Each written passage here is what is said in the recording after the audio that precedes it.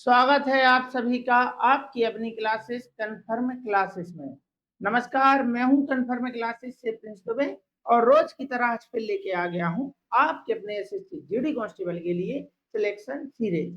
तो दोस्तों, अभी हमारी लगभग आज 53वीं क्लास होने जा रही है और अभी भी आपके एग्जाम डेट का कुछ पता है नहीं।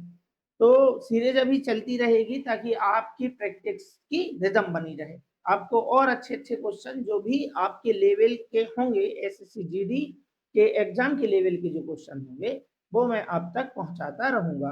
तो डेली के 12 क्वेश्चन की प्रैक्टिस करना कोई बड़ी बात तो है नहीं, लेकिन अगर 12 क्वेश्चन में से 2-4 कॉन्सेप्ट ही आपने अगर कुछ नया सीख लिया तो ये जरूर बड़ी बात होगी, क्योंकि यह निरंतर चलने का एक सिंबल हो जाएगा कि अगर आप डेली कुछ ना कुछ सीखते हैं तो आप आगे बढ़ ही रहे हैं।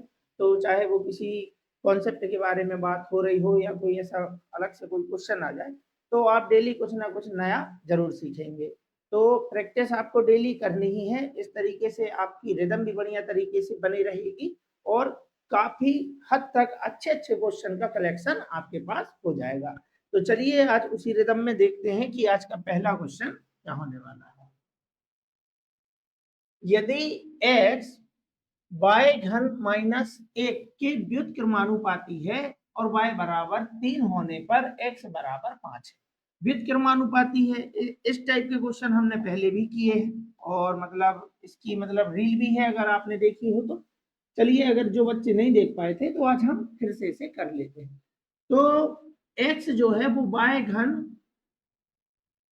माइनस 1 का व्युत्क्रमानुपाती है।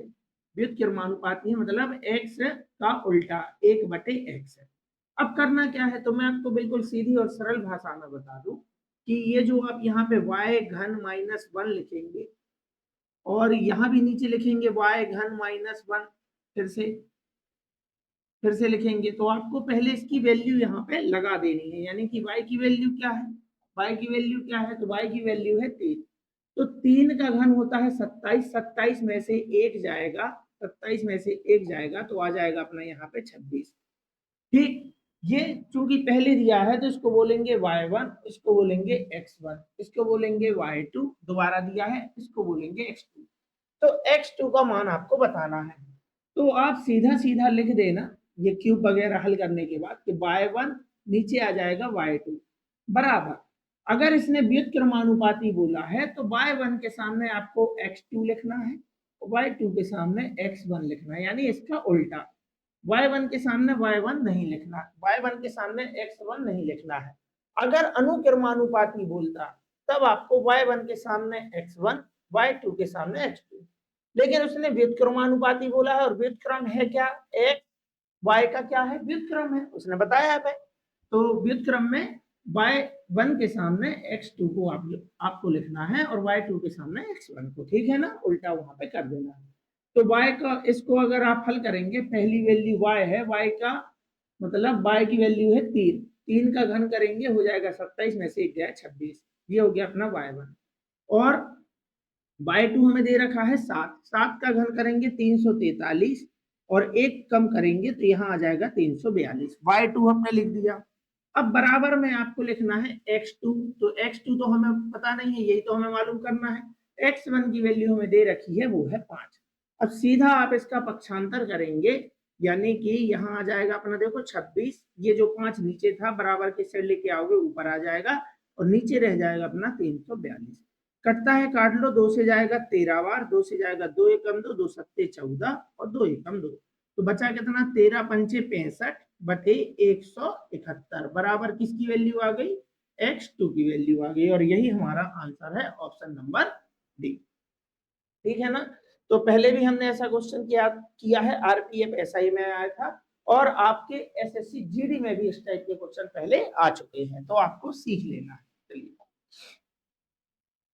कोई धनराशि 20% वार्षिक साधारण ब्याज की दर से 3 वर्षों में 2160 रुपये हो जाती है। साधारण ब्याज बोला है, कभी भी आपको अगर दर दिख रही है, दर तो दर से आपको प्रतिशत से बना लेना है 1/5। तो ब्याज मिलता किस पे है, तो ब्याज मिलता है मूलधन पे, नीचे वाली संख्या हो जाएगी मूलधन। ₹5 की मूलधन पर ₹1 ब्याज मिलता है, लेकिन ये ब्याज है 1 साल का, क्योंकि दर होती है वार्षिक। वार्षिक मतलब 1 साल। 1 साल का ब्याज ₹1 है। तो उसने बोला है 3 वर्षों में, तो 3 साल का ब्याज कितना होगा? 1 साल का ₹1 है, तो 3 साल का होगा ₹3, ये ब्याज है। अब ये हो जाती है ₹2160 3 वर्षों में हो जाती है। तो जब किसी धन में ब्याज शामिल हो जाता है, ब्याज शामिल हो जाता है, तो वो राशि बन जाती है मिश्र धन। तो ये जो राशि हो गई, जैसे मान के चलो आपने ₹100 इन्वेस्ट किया, आपको ₹50 ब्याज मिल गया, तो आपकी राशि हो गई 150। तो ये कितनी हो गई? 150। तो ये जो हो जाती है बोलता है, ये कहलाता है मिश्र धन। ठीक है ना? ये इसकी भाषा होती है। तो हमें दिया है मिश्र धन। तो 5 अगर मूलधन था, 1 साल का 1 ब्याज है, 3 साल का 3 मिलेगा, तो 5 में ₹3 ब्याज शामिल हो जाएगा, तो हो जाएगी राशि कितनी? 8। ये है अपना मिश्र धन। तो उनके हिसाब से मिश्र धन है 2160, अपने हिसाब से मिश्र धन है 8 गुणा चाहिए क्या? समान दर से 1 वर्ष का साधारण ब्याज। अरे भाई 1 साल का साधारण ब्याज तो 1 है, यानी 1 की वैल्यू बताना है। 8 से जाएगा अपना ये, 8 एकम 8, 8 दूनी 16, बच गया 5, 8 7 56, शून्य का शून्य, 270 एकम 270, 270 अपना आंसर हो जाएगा, ऑप्शन नंबर डी। चलिए, 6 अंकों की संख्या 600 मतलब 623 058 लिखा है। इसमें सबसे छोटी एक अंकीय संख्या जोड़ने पर वह संख्या 11 से पूर्णतः विभाजित हो जाती है। वह है, आपको वह संख्या मालूम करनी है कि जो आप इसमें जोड़ें और फिर ये 11 से विभाजित हो जाए। तो आपको मालूम होना चाहिए 11 की विभाजिता का नियम। तो पहले तो आप ये वाला नंबर लिख लो, 6 2 3 0 5 8। इस नंबर में हमें कुछ जोड़ना है, ताकि ये जो नंबर है वो किससे विभाजित हो जाए? 11 से। तो 11 की विभाजिता का नियम होता है कि पहले आपने जैसे ये पहला नंबर पकड़ा, तो एक एक अंक छोड़ के सारे नंबर ले लो। 6, 6 के बाद 3, 3 के बाद 5, अब इसके आगे है नहीं, और इनको जोड़ दो। यानी कि विषम स्थानों के अंकों का योगफल और सम स्थानों के अंकों का योगफल आपको लिख लेना है, और उनके आपस का अंतर जो है या तो 0 आना चाहिए या कोई 11 का गुणा जाना चाहिए। तो कैसे करना है? इतनी बड़ी परिभाषा याद नहीं रखना है, जो मैं बता रहा हूँ वैसे करो कि पहला कोई भी आपने ये पहला नंबर पकड़ा, अब एक एक नंबर छोड़ के अगला नंबर लेते जाओ। 3, एक नंबर छोड़ के 5, अब एक नंबर छोड़ के आगे है नहीं, तो 5 6 3, 6 और 3 9, 5 हो गया, देखो 14 हो गया। अब हमें इसका दूसरा पार्ट लेना है। ये जो नंबर बचे इनको आपस में जोड़ोगे, 2 और 0 जोड़ोगे 2 ही आ जाएगा, और 8 जोड़ोगे तो आ जाएगा यहाँ पे 10।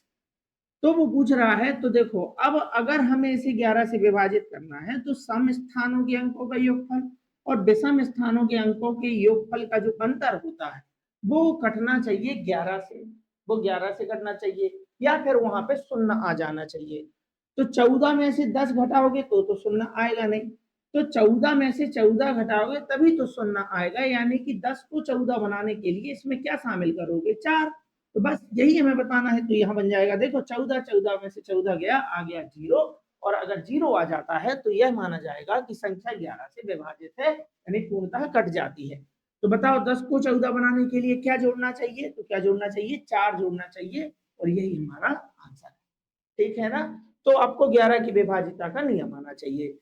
पहला अंक पकड़ा, एक एक अंक छोड़ के सभी को जोड़ लो, आ गया 14। दूसरा अंक पकड़ा, ऐसे ही एक एक अंक छोड़ के जोड़ दिया, आ गया 10। तो इनका अंतर हमेशा शून्य आना चाहिए, या फिर 11 का कोई गुणा जाना चाहिए। तो 11 का कोई गुणा तो आ नहीं पाएगा, तो 14 में से कितना घटाएं कि शून्य आ जाए? अरे भाई 14 ही घटाना पड़ेगा, यानी 10 को 14 बनाने के लिए क्या जोड़ना चाहिए? 4। तो आंसर है 4। एक शहर की वर्तमान जनसंख्या 1,90,000 है, जो प्रति वर्ष 25% की दर से बढ़ रही है। तो इस टाइप का क्वेश्चन हमने पहले किया है, लेकिन बहुत दिन पहले किया है। कहीं ऐसा ना हो आप भूल गए हो, इसलिए फिर से आ गया क्वेश्चन। कब आया था? आरपीएफ एसआई 2024 में आया था क्वेश्चन। तो 25% दर है, जिसका मतलब होता है 1/4। 4 से जनसंख्या बढ़ के हो जाती है 5, और यह वृद्धि प्रति वर्ष हो रही है, मतलब क्रमागत वृद्धि है। यानी जनसंख्या 4 से हो जाती है 5, 4 से हो जाती है 5, और 4 से हो जाती है 5। तो 3 सालों में देखा जाए तो 4 चौके 16 चौके 64 यहाँ, और 5 का घन लिखेंगे तो यहाँ आ जाएगा अपना 125। ये है अपनी पहले की जनसंख्या और ये है बाद की मतलब अभी की यानी कि वर्तमान की। क्योंकि आपसे पहले का पूछ रहा है तो ये आपका वर्तमान हो जाता, और अगर आपसे आगे का पूछता है तो हम इसको वर्तमान बोलते हैं, इसको आगे का बोलते हैं। तो हमसे आगे अभी पहले का पूछ रहा है, पहले का मतलब अगर ये पूछ रहा है ये पहले है, तो वर्तमान हमारा ये वाली लाइन हमारी क्या कहलाएगी, वर्तमान। और अगर हमसे बाद का पूछता कि आगे इतनी कितनी हो जाती जनसंख्या, 3 साल बाद जनसंख्या कितनी हो जाती, तो 3 साल बाद जनसंख्या 64 से 125 हो जाती है। तो आगे का पूछे तो 125 की वैल्यू बताना है, फिर इस लाइन को वर्तमान बोलोगे। पहले का पूछ रहा है तो पहले तो ये है, तो मतलब इसका ये है कि वर्तमान ये कहलाया, जो आपको ये बाद में दिख रहा है ये हमारा क्या है, वर्तमान।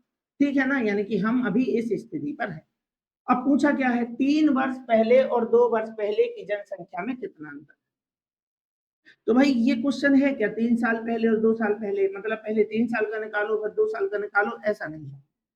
3 साल पहले अरे भाई अगर आज 125 है तो पहले तो ये कहलाता है, बाद पूछे तो आगे जाना है। अगर आज 125 है जनसंख्या तो 3 साल पहले थी 64, 3 साल पहले थी 64।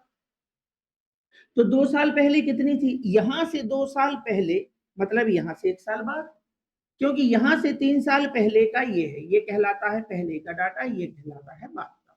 यहां से 3 साल पहले जनसंख्या थी 64, और यहां से 2 साल पहले का मतलब है, यहां से 2 साल पहले का मतलब है यहां से 1 साल बाद का, यहां से 1 साल बाद। तो 64 में 1/4 की वृद्धि कर दोगे तो दूसरे साल की जनसंख्या आपको मिल जाएगी, क्योंकि हर साल 25% यानी 1/4 की वृद्धि हो रही है। तो 64 का 1/4 कितना होता है, 64 का 1/4 होता है 16, यानी 16 की वृद्धि हुई यहाँ पे। तो दूसरे साल संख्या हो गई, दूसरे साल जनसंख्या हो गई 80 और तीसरे साल 125। तो भाई 64 और 80 के बीच का अंतर आपसे पूछा है जो कि है 16, 3 वर्ष पहले और 2 वर्ष पहले की जनसंख्या में। तो 3 साल पहले 64 था, 2 साल पहले यहां से 2 साल पहले मतलब यहां से 1 साल बाद कितनी थी जनसंख्या, 80। तो उनके हिसाब से वर्तमान जनसंख्या दी है कितनी है, 1,90,000। ये अपने हिसाब से वर्तमान जनसंख्या, तो पहले का पूछ रहा है मतलब पूछ ये रहा है, तो वर्तमान ये वाली लाइन कहलाएगी। तो वर्तमान है अपना 125। चाहिए क्या, चाहिए है अंतर, अंतर है 16, अंतर है 16। 25 से जाएगा अपना, ये देखो 25 पंचे हो गया 125, 25 सत्ते होता है 175, 190 में से 175 गया, बच गया 15, यानी हो गया 150, 25 छक्के 150, 200 में का 200। फिर 5 से जाएगा, 5 एकम 5 बचा 2, 26 पचम 25, 5 दूनी 10, शून्य का शून्य।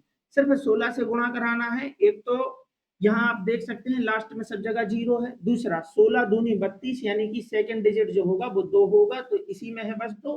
ऑप्शन नंबर डी हमारा हो जाएगा आंसर। लेकिन फिर भी पूरा गुणा कराना है तो आप करा सकते हैं, 16 शून्य शून्य, 16 दूनी 32, यहाँ आएगा 3, 16 पंचे 80 और 3 हो जाएगा 83, यहाँ आएगा 8, 16 एकम 16 और 8 हो जाएगा 24। आंसर है 24,320। ठीक है ना, चलिए निम्नलिखित का मान ज्ञात कीजिए। भिन्न है, भिन्नों को आपस में जोड़ना है। तो भिन्न क्या है, यहाँ पे अपन लिख लेते हैं 1/5, 2/5, धन 4/10, 4/5 और ऋण 1। तो भाई इनको आपस में जोड़ना है, इनको आपस में जोड़ना है, जोड़ना है और यहाँ पे घटाना है। तो जिसके बटे कुछ नहीं होता उसके बटे 1 होता है। तो भाई हमें सबको अगर जोड़ना है तो इन 5 को क्या बनाना पड़ेगा, 10 बनाना पड़ेगा। या फिर ये कहें कि जो नीचे आपको दिख रहा है इन सभी का आप एलसीएम ले लो, तो 10, 5 और 1 का एलसीएम लेंगे तो 10 आएगा। 5 दूनी 10 हो गया, मतलब ऊपर 2 से गुणा होगा, 2 एकम 2, 5 दूनी 10, 2 दूनी 4। इससे इसमें भाग करते हैं, जितने बार भाग जाता है उतने के ऊपर गुणा कराते हैं। बेसिक सा क्वेश्चन है, सभी से बन जाएगा। 10 एकम 10, ऊपर 1 का गुणा यानी 4 एकम 4, 5 दूनी 10 यानी 4 दूनी 8, और 1 का 10 बार, 1 से 10 में भाग करोगे 10 ही बार जाएगा, यानी ऊपर 10 का गुणा करा दो। यहाँ आ गया 10 एकम 10। पहले सभी को जोड़ लो, तो 4 4 8 2 10 और 8 18, 18 में से 10 जाएगा, बचा ऊपर 8, नीचे आ जाएगा 10। और यही हमारा आंसर हो जाएगा 8/10। काटना है नहीं क्योंकि ऐसा कोई ऑप्शन दिया ही नहीं है।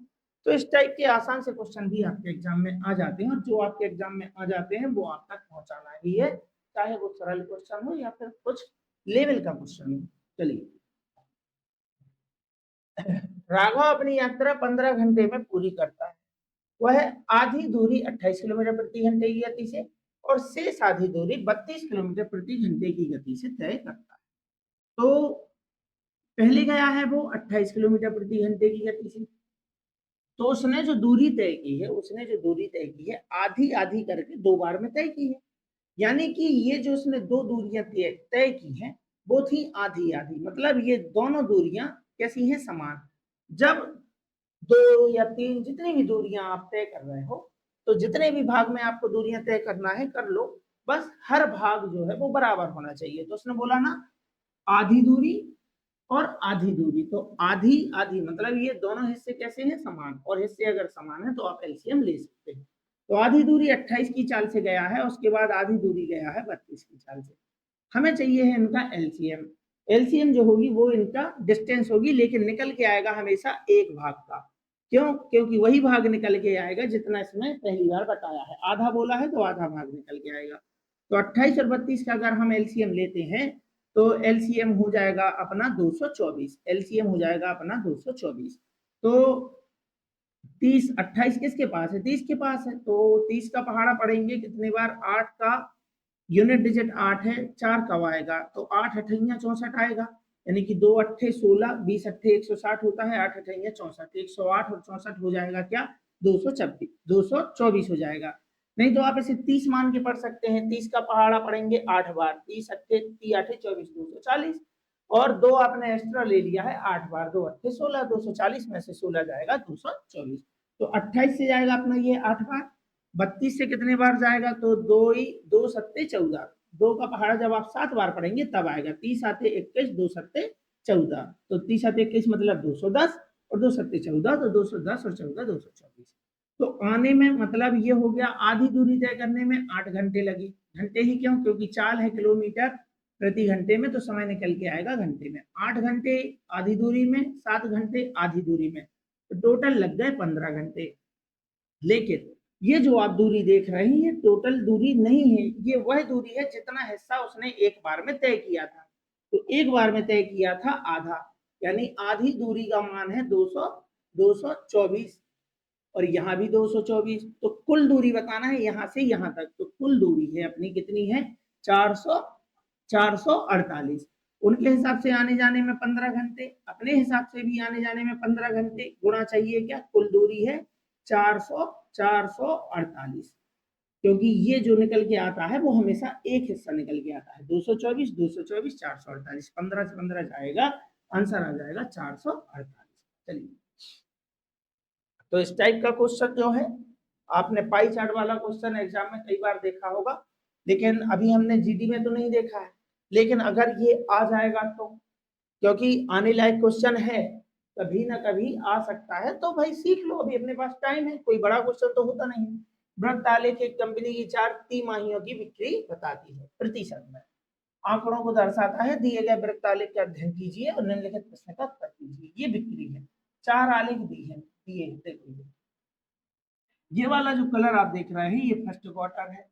ये लाल तो उसमें है ही नहीं, कुछ गलती हो गई है शायद, तो शायद ये वाला लाल होगा, है ना। तो सेकंड क्वार्टर 25% है, थर्ड है अपना ये 15% और फोर्थ क्वार्टर है ये। तो टाइपिंग में या स्लाइड बनाते वक्त कुछ कलर में हो गया है, कोई दिक्कत नहीं। यदि एक वर्ष में कुल उत्पादन, इस तरीके से उसने बता दिया कि ये वाला फर्स्ट है, सेकंड ये वाला हो गया, थर्ड हो गया ये वाला और फोर्थ हो गया ये। एक वर्ष में कुल उत्पादन 4200 रुपए है, तो उनके हिसाब से कुल उत्पादन है 4200। ये परसेंटेज का क्वेश्चन है ऐसा मान लो आप। और अपने हिसाब से ये कुल उत्पादन है, ये सेल्स जो बता रहा है यही उत्पादन है, ठीक है ना। तो दूसरी और चौथी तिमाही में बिक्री में अंतर इकाइयों में क्या है? तो उत्पादन जो है, उत्पादन कितना है? उत्पादन तो 100% है भाई, जितना आपने बेचा है उतना आपने बनाया भी तो होगा। तो उनके हिसाब से 4200, अपने हिसाब से अगर बात परसेंटेज में हो रही है तो अपने हिसाब से जो कुल होगा वो होगा 100%, ठीक है ना। तो अपने हिसाब से ये 100% की वैल्यू है। गुणा चाहिए क्या? चाहिए हमें दूसरी और चौथी तिमाही की बिक्री में अंतर। तो दूसरा है ये, मैं आपको बता देता हूँ 25% और चौथा है ये 30। इन दोनों का अंतर चाहिए, तो 30 और 25% का अंतर है 5%। तो अगर ये 100% की वैल्यू है तो हमें बतानी है 5% की वैल्यू। उनके हिसाब से 4200 है टोटल, हमारे हिसाब से 100 है टोटल, चाहिए है 5% की वैल्यू। तो प्रतिशत प्रतिशत दोनों जगह, इसलिए लिखने का कोई मतलब है। 2 शून्य से 2 शून्य चला जाएगा, 42 गुणा 5 करेंगे, 4 पंचे 20, 2 पंचे 10, आंसर हो जाएगा 210। तो कई बार क्या होता है तो देखो आसान सा क्वेश्चन, लेकिन अगर हमने पहले नहीं देखा होता है तो हम वहां डर जाते हैं कि ये क्या, ये कौन सी रंगोली आ गई, ऐसा सोचने लगते हैं वहां पे। तो अब आपने देख लिया तो आप समझ गए कुछ नहीं है, सिर्फ वैल्यू बताने का काम होता है, ठीक है ना। चलिए, एक सेंटर टेबल को 13,440 रुपए में बेचकर अर्जित लाभ प्रतिशत उसी सेंटर टेबल को 10,560 रुपए में बेचने पर प्राप्त हानि प्रतिशत के बराबर है। यानी कि उसने एक बार वस्तु को बेचा है 13,440 रुपए में। अब हमें पहले मालूम होना चाहिए वस्तु का सीपी, तो मैं बोल देता हूं कि यहाँ है वस्तु का सीपी यानी कि कॉस्ट प्राइस, यानी कि किराया मूल्य। तो जब आप किराया मूल्य से अधिक पर बेचते हैं 13,440 में, तब होता है आपको लाभ। और अगर इसी टेबल को उसने 10,560 रुपए में बेच दिया, 10,560 रुपए में बेच दिया, तो उसे होती है हानि। और उसने बताया है कि जो लाभ होता है, तो यहाँ हो रहा है लाभ यानी कि प्रॉफिट, और यहाँ हो रही है हानि यानी कि लॉस। तो ये दोनों क्या है, बराबर है। यानी अगर 1 रुपए का लाभ हुआ है तो मतलब 1 रुपए की हानि हुई है तो 1 ही रुपए का क्या हुआ है, लाभ, ऐसा बोल रहा है वो। तो यानी कि जितना लाभ है उतनी ही क्या है, हानि। तो सबसे पहले आपको क्या करना है कि यहाँ से लेके यहाँ तक का डिफरेंस देख लेना है। तो मैंने अनुपात बनाने का प्रयास किया यहाँ पे कि अनुपात अगर देखा जाए तो 1:1 है, क्योंकि दोनों का जो प्रतिशत है वो समान है। अगर यहाँ 10 है तो यहाँ भी 10 होगा, यहाँ 20 है तो यहाँ भी 20 होगा। तो अनुपात अगर देखा जाएगा तो 1:1 का ही तो बनेगा, अगर बराबर बोल रहा है तो। तो यहाँ से यहाँ तक का आपको गैप देख लेना है कि शून्य, बड़ी संख्या से छोटी संख्या घटा दो, शून्य का शून्य आ जाएगा, 14 में से 6 जाएगा, 8 आ जाएगा, यहाँ बचा 13, 13 में से 5 गया, 8 आ गया, और यहाँ आ गया देखो 2, और 1 से गया कुछ नहीं, तो 2880। 2880 का गैप आया है। यहाँ ऊपर देखेंगे अनुपात में कितना गैप आया है, तो जितना लाभ उतनी ही हानि, मतलब ये दूरी और ये दूरी कैसी है, समान। तो इस 2880 को 2 बराबर भागों में बांट दो, यानी कि 1 का लाभ है, 1 की हानि। यहाँ से यहाँ तक की दूरी देखेंगे अनुपात में तो 1 और 1 2 की है। हमें किसी एक की वैल्यू निकाल लेना है, या तो हानि की वैल्यू निकाल लो या लाभ की। तो 1 की वैल्यू निकालना है, दोनों लाभ और हानि तो बराबर है, कुछ भी निकाल लो। 2 से जाएगा तो 2 से ये जाएगा, 2 एकम 2, 2 चौके 8, 2 चौके 8, शून्य का शून्य, 1440 एकम 1440। तो 1440 जो है यही लाभ है, यही हानि है। अब बताना क्या है हमें, 20% लाभ कमाने के लिए वस्तु को किस मूल्य पर बेचना चाहिए। तो पहले आप वस्तु का किराया मूल्य निकाल लो। तो 10,560 में बेचा है, तब 1440 रुपए की हुई है हानि। तो यहां से क्रय मूल्य कहाँ है, आगे है ना, मतलब इसमें ये प्लस कर दो, इसमें हानि अगर आप प्लस कर दोगे तो क्रय मूल्य तक पहुंच जाओगे। यहां से नहीं निकालना है तो यहां से निकाल लो कि 13,440 बेचने से 1440 रुपए का क्या हुआ है, लाभ। तो इसमें से 1440 हटा दो, क्योंकि इसमें लाभ शामिल है। तो यहां से अगर आपको लाभ निकालना है तो इस वाले विक्रय मूल्य में से यहाँ आपको कहाँ आना पड़ेगा, पीछे क्रय मूल्य के पास। तो यहां से भी क्रय मूल्य आ जाएगा, इसमें से 1440 आप घटा दो, क्रय मूल्य आ जाएगा। यहां से निकालना है तो जोड़ दो, आ जाएगा। यानी कि जोड़ के देखते हैं, 0 6 4 10, 0 हासिल 1 5 4 9 1 10 हासिल 1 और 1 हो जाएगा अपना 2 1 1। यानी कि जो हमारा क्रय मूल्य है वो है 12,000। ये आ गया क्रय मूल्य। अब वो पूछ रहा है हमें 20% का लाभ कमाना है। तो 20% का अगर लाभ कमाना है तो 20% का मतलब होता है 1/5, यानी कि 5 अगर वस्तु का क्रय मूल्य होगा और 1 रुपए के लाभ पर बेचोगे तो 6 में बेचोगे। तो उनके हिसाब से क्रय मूल्य है 12,000, क्रय मूल्य हमने निकाल लिया। अपने हिसाब से क्रय मूल्य है 5, चाहिए हमें वैल्यू क्या, नया वाला विक्रय मूल्य चाहिए है जिसपे हमें 20% लाभ हो, वो है 6। 5 से जाएगा अपना ये, 5 से जाएगा देखो, 5 दूनी 10, 5 के 20, 2 शून्य का 2। तो 6 से काटना है, 6 चौके 24, यहाँ आएगा 2, 6 दूनी 12 और 2 14, और 2 शून्य का 2 शून्य। तो आंसर हो जाएगा 14,400, ऑप्शन नंबर सी। तो पहले आपको देखो क्रय मूल्य निकाल लेना है। क्रय मूल्य कैसे निकालोगे, तो उसने कहा है जितना लाभ उतनी ही हानि। तो इतने रुपए में बेचने से और इतने रुपए में बेचने से जो लाभ और हानि हो रही है वो दोनों समान है। तो हमने इन दोनों का पहले अंतर निकाला कि यहाँ से यहाँ तक का गैप कितना है 2880, और 2880 जो है यही लाभ है और इसमें हानि भी शामिल है और दोनों है बराबर, इसलिए दो बराबर भागों में बांट दिया। तो सीधा लाभ और हानि दोनों बराबर हैं, वही निकल के आ जाएगी 1440। और अगर बात अनुपात की करें तो एक का अगर लाभ हुआ, 1 रुपए का लाभ हुआ है तो 1 ही रुपए की हुई है हानि। उस हिसाब से भी बोल सकते हैं कि 2 हिस्से की वैल्यू 2880 है तो 1 हिस्से की वैल्यू क्या होगी 1440। यहाँ से घटा के क्रय मूल्य निकाल सकते हैं, यहाँ से जोड़ के, जहां से आपकी मर्जी हो निकाल लेना। क्रय मूल्य आ गया 12,000।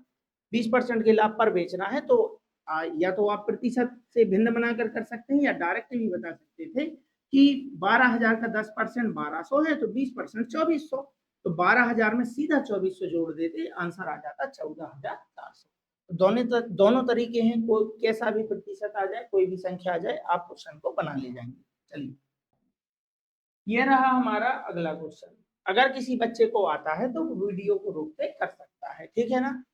और जिन बच्चों को नहीं आता है वो देख ले। 11 मित्रों में से प्रत्येक ने एक दौरे पर 18 रुपए खर्च किए और 12वें मित्र ने उन सभी 12 मित्रों के औसत खर्च से 11 रुपए कम खर्च किए। 12 मित्रों द्वारा खर्च किया गया कुल धन कितना है। तो क्वेश्चन में ना तो हमें ये मालूम है कि सभी का औसत क्या है और ना ही हमें ये मालूम है कि 12वें मित्र ने खर्चा कितना किया है। तो हमसे क्या पूछ रहा है कि 11 मित्रों का जो खर्चा उसने हमें बता दिया कि 11 मित्रों ने जो खर्चा किया है वो हर एक ने 18-18 रुपए दिए, तो 11 मित्रों ने 18 गुना 11 दिया होगा। लेकिन उसने हमें बताया है कि 12वां इनका जो मित्र है, इनका जो 12वां मित्र है, उस 12वें मित्र ने औसत खर्च से 11 रुपए कम खर्च किए हैं। औसत खर्च से 11 रुपए कम खर्च किए हैं, तो हमें औसत खर्च भी मालूम नहीं है। अब क्या करें, तो हम ऐसा कर सकते हैं कि अगर हर एक मित्र ने 18 रुपए खर्च किए हैं और 11 लोगों ने खर्च किए हैं, तो 11 अट्ठे 88, यहाँ आ जाएगा 8, 11 एकम 11 और 8 हो गया 198। 198 तो 11 लोगों ने खर्च किए हैं। तो मैं अगर मान लूं कि 12वें मित्र ने x रुपए खर्च किया है, 12वें मित्र ने कितना खर्च किया है x रुपए, तो ये 12 लोगों का कुल खर्चा हो गया। 12 लोगों का कुल खर्चा हो गया। भाई 12वें मित्र का हमें खर्चा नहीं मालूम ना, तो उसने बताया कि 12वें मित्र ने सभी के औसत खर्चे से 11 रुपए कम खर्च किया है। तो जितना भी कम या ज्यादा किया है, मैंने बोल दिया कि 12वें मित्र ने x रुपए खर्च किए, तो कुल खर्चा आ गया 198 धन x। 198 11 लोगों का और 12वें व्यक्ति ने x रुपए दिए। अब इस बात को ऐसा भी तो बोला जा सकता है कि अगर 12वें लड़के ने 12वें लड़के ने x रुपए दिए हैं और उसने 11 रुपए कम दिए हैं, मतलब अगर 11 रुपए और दे दिया जाए तो ये क्या बन जाएगा, औसत। ये क्या बन जाएगा, औसत। अब इस बात को समझो, क्योंकि उन्हीं ने तो बताया है कि औसत खर्च से 11 रुपए कम है। किसका खर्चा, 12वें लड़के का, यानी कि 12वां लड़का जो है वो औसत से 11 रुपए कम देता है। तो 12वां लड़का कितना देता है, x। यहाँ पे लिखते हैं क्या, 12वें यहाँ पे लिख देते हैं कि 12वें मित्र ने कितना दिया, x रुपए, और औसत से ये क्या है 11 कम है, तो औसत कितना है, औसत x से 11 ज्यादा है, क्योंकि उसने औसत से 11 रुपए कम दिए। तो भाई औसत क्या होना चाहिए, 12वें मित्र का खर्चा धन 11, बन गया ना औसत। और औसत मतलब होती है एक की वैल्यू, तो हम ऐसा भी तो बोल सकते हैं कि x धन 11 औसत मतलब हर एक, तो 12 लोगों का औसत है x धन 11, और ये औसत मतलब हर एक व्यक्ति ने x धन 11 रुपए खर्च किए हैं, तो 12 लोगों ने भी तो टोटल इतने खर्च किया होगा, तो यही तो कुल के बराबर है। तो ये आ गया हमारा टोटल, यहाँ से x की वैल्यू निकाल दो तो 12वें लड़के का खर्चा निकल आएगा। बात समझ में आ रही ना, ये औसत कैसे आ गया, औसत जो है 12वें लड़के से 11 कम है, नहीं 12वें लड़के का जो खर्चा था वो औसत से 11 कम था, तो मैंने बोल दिया 12वें मित्र का खर्चा x है, तो औसत कितना है x, और 11 और दे दो तो औसत बन जाएगा, क्योंकि उसने औसत से 11 कम दिया था। अब औसत मतलब हर एक की वैल्यू है x धन 11, और यही टोटल खर्चा है गुणा 12 कर दो, क्योंकि 12 लोगों ने इतना ही खर्च किया है, ये औसत था। अब बस यहाँ से हम इसकी वैल्यू चाहिए थी, तो हम यहाँ बोलेंगे 198 धन x है ही, और 12x हो जाएगा, और धन 12 का 11 बार गुना करोगे यहाँ जाएगा 132। तो यहाँ 12x में से ये वाला x पक्षांतर करोगे तो यहाँ 11x 198 132 को इससे लाओगे, ऋण का बन जाएगा, यानी यहाँ जुड़ रहा है यहाँ घटेगा। तो 8 में से 2 गया 6, 9 में से 3 गया 6, 1 में से गया कुछ नहीं, तो 11x की वैल्यू 66 है। तो x की वैल्यू कितनी है 66/11, यानी कि यहाँ आ जाएगा x 11 से जाएगा 6 बार। तो ये जो x है ये किसका खर्चा है, 12वें मित्र का खर्चा है x, और x की वैल्यू है 6। क्या बताना है हमें, 12 मित्रों के द्वारा किया गया खर्च क्या है। तो भाई 11 लोगों का किया गया खर्चा तो आपको मालूम था 198, तो 11 लोगों ने 198 रुपए दिए और 12वें मित्र ने 6 रुपए और दे दिए, तो टोटल खर्चा हो गया 204, और 204 ही हमारा हो जाएगा राइट आंसर। चलिए, दो संख्या का अनुपात 5:9 है। दो संख्याएं हैं, पहली संख्या और दूसरी संख्या, ऐसा लिख सकते हैं, और इनका अनुपात होने वाला है 5:9। यदि बड़ी संख्या में 6 जोड़ दिया जाए, बड़ी संख्या में बोल रहा है कि 6 जोड़ दिया जाए, तो ये है बड़ी संख्या, इसमें 6 जोड़ दिया जाए। चूंकि ये अनुपात है, इसमें आप डायरेक्ट नहीं जोड़ सकते, आप ऐसा नहीं बोल सकते कि 9 6 15। और छोटी संख्या में से 6 घटा दिया जाए, छोटी संख्या में से 6 घटा दिया जाए, तो यहाँ से घट रहा है और यहाँ बढ़ रहा है, ठीक है, देखा जाएगा। तो बड़ी संख्या छोटी संख्या की 6 गुनी हो जाती है। बड़ी संख्या यही है, छोटी संख्या ये है, 6 गुनी हो जाती है। मतलब अगर छोटी संख्या 1 है तो बड़ी संख्या 1 का 6 गुना 6 हो जाएगी, ये अनुपात बन जाएंगे। तो अगर गौर से देखा जाए तो यहाँ पे 6 बढ़ाया है, यहाँ पे 6 घटाया है। अगर एक अनुपात में आपने 6 बढ़ा दिया है और दूसरी अनुपात में 6 घटा दिया है, तो संख्याएं तो बदल जाएंगी, अंतर भी बदल जाएगा, लेकिन एक चीज अब भी नहीं बदलेगी, वो है इनका योग, वो है इनका योग। एक में आप वृद्धि कर दो, एक अनुपात में आप कमी कर दो। अगर वृद्धि और कमी समान संख्या से की जाती है, यानी कि 6 की वृद्धि 6 की कमी, समान संख्या से कमी या वृद्धि की जाती है, तो बराबर रहता है इनका अंतर, या बराबर रहता है इनका योग। अंतर नहीं, अंतर तो तब बराबर होता है जब दोनों से समान संख्या घटाई जाए या दोनों में समान संख्या जोड़ी जाए। एक में घटा रहे हो, एक में जोड़ रहे हो, और संख्या है समान, तो बराबर रहेगा इनका योग। तो यहाँ पे योग कितना है 7, यहाँ पे है 14। तो क्या हम 7 को 14 बना सकते हैं, आप कहेंगे बिल्कुल सर हम बना सकते हैं। कैसे, नीचे सिर्फ और सिर्फ 2 का गुणा करा के। तो यहाँ आ जाएगा, इस अनुपात को हम काट देंगे, 2 एकम 2 और 2 6 12 आ जाएगा। तो देखो 12 और 2 हो गया ना, देखो 14 हो गया। तो यानी कि संख्या जो है वो 5 से कितनी हो गई है, 5 से हो गई है 2, यानी आपने कितने की कमी की है 3 की। यहाँ 9 से संख्या हो गई है 12, यानी आपने कितने की वृद्धि की है 3 की। उनके हिसाब से हर एक संख्या में कमी या वृद्धि हुई है 6 की, हमारे हिसाब से कमी या वृद्धि हुई है 3 की। हमें चाहिए क्या है, संख्याएं हैं, यानी कि 5 और 9 की वैल्यू हमें बतानी है, 5 और 9 की। 3 से जाएगा 3 दूनी 6, 2 पंचे हो जाएगा 10 और 2 इनाम हो जाएगा 18। आंसर है 10 और 18, ऑप्शन नंबर बी। ठीक, चलिए, तो सिंप्लीफिकेशन का क्वेश्चन है, कर सकते हैं, बोर्ड मास के नियम के अनुसार हो जाएगा। यदि ए धन यहां से सॉल्व करते आते हैं, यहाँ पे क्या है, 2 का वर्ग होता है 4, 2 का वर्ग क्या होता है 4। और ये जो है यहाँ पे क्वेश्चन हो गया है मिस्टेक, यहाँ पे क्वेश्चन हो गया है मिस्टेक, क्योंकि इसमें यहाँ पे डिवाइड था, इसमें यहाँ पे डिवाइड, ठीक है ना। तो 2 का वर्ग होता है 4, और 4 से इसमें भाग करेंगे तो 4 दूनी हो जाता है 4 दूनी 8, यानी 2, और 2 का 5 में गुणा कराओगे तो यहाँ तक का आंसर जो है वो हो जाएगा 10। यानी कि आप लिखोगे ए धन, ब्रैकेट में लिख लो यहाँ पे 10 और गुणा हो गया 11। मुझे याद है यहाँ पे भाग था, क्योंकि स्लाइड भी मैंने ही बनाई है तो मुझे याद, तो भाग है, सुधार लो वहां पे, और बराबर में है 134। अब ए धन ब्रैकेट से निकलेगा, पहले गुणा होगा, तो 11 गुणा 10 करोगे 110 हो जाएगा, बराबर 134। तो ए बराबर 134, धन का 110 इस साइड आएगा तो ऋण 110 हो जाएगा, तो आंसर हो जाएगा 24। आंसर हो जाएगा 24, यानी 30 में से 110 चला जाएगा, ऑप्शन नंबर है ए, ऑप्शन नंबर ए 24 हमारा आंसर हो जाएगा। ठीक, चलिए, दो संख्याएं 11:6 के अनुपात में है, यदि उनका एचसीएफ 4 है तो छोटी संख्या ज्ञात कीजिए। तो अगर आपको संख्याओं का अनुपात दिया है, संख्याओं का अनुपात दिया है और गलती से उसने आपको अगर एचसीएफ बता दिया, संख्या पूछ ले तो बिना पेन उठाए आप इसका आंसर बता सकते हो।